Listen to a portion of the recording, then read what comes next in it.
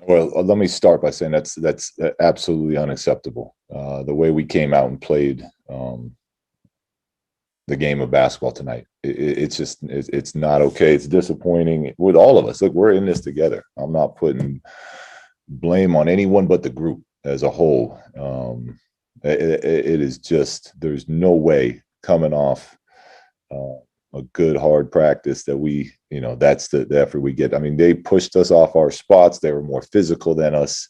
Um, they manhandled us in that first half, and then finally in the second half we show some life, and that's not how we. It's not the appropriate way to play the game, to respect the game, and that is very frustrating and disappointing for all of us. And we got 20 games left, and um, we have to find it, because that's not okay for anyone. We'll start with James Ham. Yeah, Luke, you mixed stuff up tonight. Just what was your assessment of what you saw from the changes that you made in the rotation, and how do you get yourself? How do you get this team back on the right page? Yeah, it's tough to assess that, James, because it was, to me, the overall level of, like, we're here to compete at the highest level wasn't there, and I don't know why it's not there. So it's tough to really judge and evaluate how groups are playing together. I mean, we missed 4 or 5 layups to start the game. We force more turnovers, but they score 7 more points on their turnovers than we do. The things like this that are just like strictly an effort part of the game. Of course, the other team wins. You know what I mean? Like it's hard to really evaluate that. It's like, are your defensive coverages working? Well, no, but we're not playing them hard. So is it the coverage? You got to play it to a certain level to find out if it's working or not. And tonight, at least in the first half, we did not. I mean, we held them to 50 in the second half, but why wait till the third quarter to give that? Yeah. So I don't know how to evaluate that first half as far as the rotations were. I mean, as the game went, we were just looking for anyone that was willing to give us the effort and play hard and compete as we were, rotating in and out. Sean Cunningham. Yeah, Luke, I mean, as a former player yourself in this league, when you see a team lose to the 2 worst teams record-wise in the league, and I know, you can lose to anyone in any given night, but how much do you want that to bother your team? A lot, and not that they're the worst. I mean, this same team beat, maybe not the same team, but they beat up on Washington a couple nights ago. Like everyone is good, but the fact we've lost 4, now 5 in a row, and we came out and gave this type of effort in the first half, it should burn. It really should. No, there shouldn't be a lot of people getting good night sleeps tonight, because it's this is if it means this much to you, if it means what it should mean to you, you shouldn't have an appetite, and you shouldn't be able to sleep. You could live with one, occasional games like it, but not after losing 4 straight, getting ready to go out to Utah and New Orleans. So yeah, it should bother us. Jason Jones. Yeah, look, talk about guys not being able to eat or sleep after this one. Where's your head at after a game like this? Just where are you at right now? Yeah, we're frustrated, clearly, because it's we're making a lot of the same mistakes, and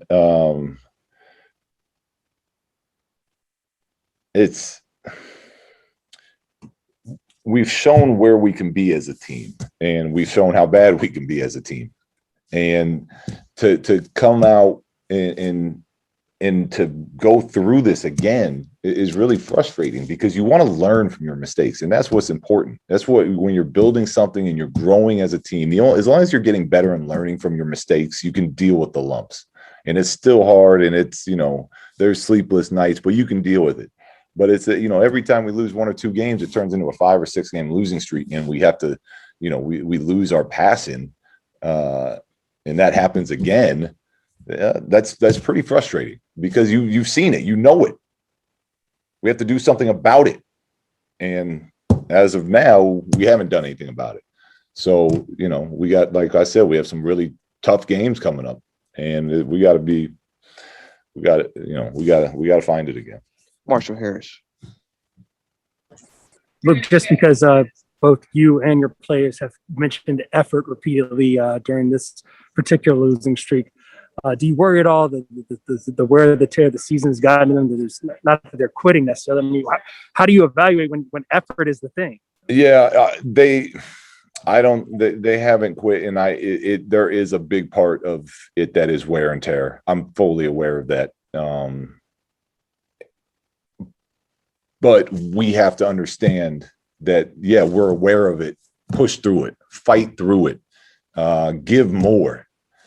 And look, I've said every team in the league is exhausted, and it's been a grind of a season and everything else. Still got to find a way to get it done at the end of the day. Matt George.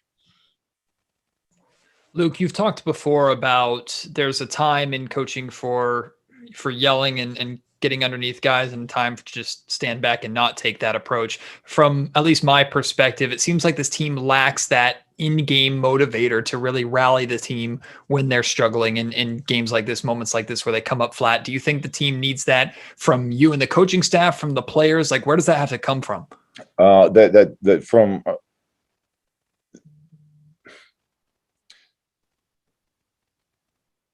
There has to be an internal drive that pushes us to play at a certain level. I tell you, I get frustrated. I get angry. I've played for every coach I've played for, Hall of Fame coaches. They're not screaming at us during games. At practice is a different story, but there's a composure to be had. And what the trick is finding that composure as a group and still playing with that fire burning inside. So there's a fire burning, but there's never, I've played for Lute Olson, I played for Phil Jackson. These are Hall of Fame guys, and this is how I believe in coaching. And as a group, there has to be a burning desire inside for us to push through. So that's what we're looking to create. Tony Harvey. Just a couple more. Coach Walton, of course, this was Detroit was playing with high intensity, but Corey Joseph was playing with passion. You could just tell the way he was playing. He wanted to beat his former team. He hit a couple baskets towards the end, a teardropper and a 22-footer, that pretty much nailed the coffin. And I just want to get your thoughts on, him coming back and playing against his former team. Yeah, look, he's a very good player. It's why he was great for us too. And where more so it's as we drafted Tyrese, of course, we're going to run everything through De'Aaron and run everything through Tyrese. Like I've been very open about that's where the future of this team is going. So you give Corey or any good veteran NBA player the opportunity and reps that he's getting right now, which is similar to last year for us when De'Aaron got hurt. He did the same thing for us. He wants to come back and beat his old team, and he did a heck of a job of that tonight. He made big buckets. We couldn't guard him, one-on-one or in the pick and roll.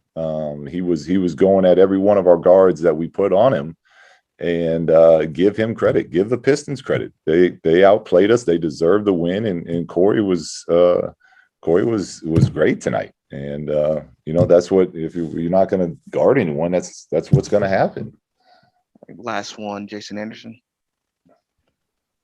Hey, Luke, I wanted to follow up on kind of that effort and intensity question, because earlier in the year, even when things weren't going great, you believed that you were getting the effort from the guys, and now to hear you say that you feel like it's maybe not there, I'm wondering, like, what happened to that? Where, how do you get it back if it's not there? I would tell you really where I would say most of it is like I said before, everyone's exhausted and like mentally and physically. And where we have to find it is we have to accept that, acknowledge it, and then find and push through and play through that fatigue. Like, we played De'Aaron huge minutes all year. Harrison, huge minutes all year. Games every other day, back-to-backs, travel schedules crazy. So they're worn down. Rashawn's played more minutes this season he's probably played in multiple years put together.